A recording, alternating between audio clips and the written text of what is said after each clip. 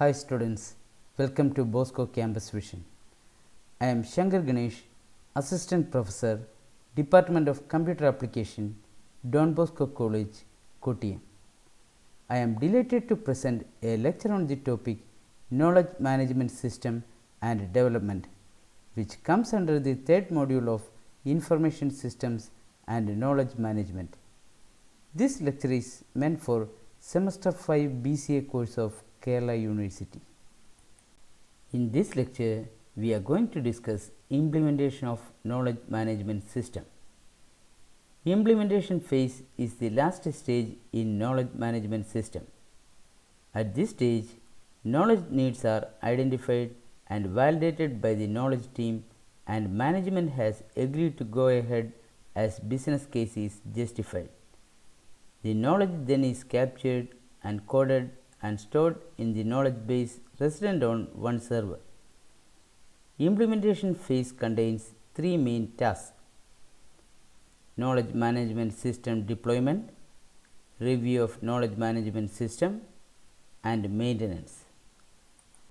First one, knowledge management system deployment.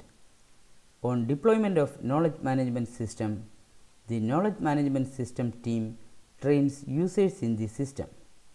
User training covers presenting the system, explaining the details about design and architecture, and why knowledge management system is important to them and business. Next step is putting users in the driving seat and hand-holding when they are using the system. In this mode, users' questions have to be resolved. Their suggestions and modifications are noted for consideration and implementation at an appropriate time with formal change management system.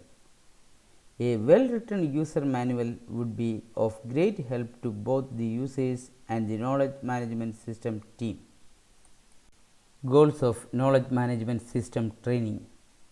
Knowledge management system training has two goals. The first is training on the system to use it effectively. The second is training the user to become knowledge worker and knowledge contributor. They must appreciate the paradigm shift in business operations supported by knowledge management system. They must accept the new work culture, which is technology driven and knowledge driven. The business processes have shrunk and work today demands collaboration and coordination across the departmental and functional boundaries. Next, we can discuss resistance to switch over to knowledge management system. The resistance to switch over to knowledge management system comes from four quarters: experts and specialists, users in powerful positions, regular employees, and troublemakers. First one, experts and specialists. They are domain experts. They have anxiety of sharing the knowledge and also being responsible for right use by others. Knowledge management system project manager and HR head have to come together to handle the sensitive issues so that experts and specialists are motivated to participate in the system in different roles. Second one, users in powerful positions. The users have assumed power by their experience holding key positions in key functions in the organization and showing leadership qualities. Knowledge management system possesses challenge to their status and they thus create problems while implementing the system. Third one, regular employees. The role of regular employees changes considerably. The processes have become shorter and transparent to all process users. They are automated and only decision making is left with the users. They fear becoming redundant eventually and losing their jobs. Fourth one, troublemakers. Troublemakers are the ones who are left out of this shift. These employees are just users of knowledge management system with no contribution to its development. It is necessary that the management take them into confidence to explain the changes and assure them comfort in using knowledge management system. These employees may not be covered by the reward and recognition system.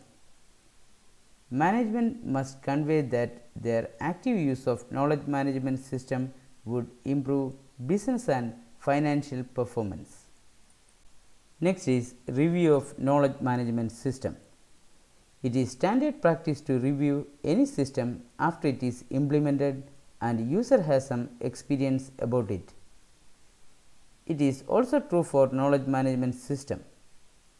Knowledge team leader should make a very systematic review of the impact of knowledge management system on the organization.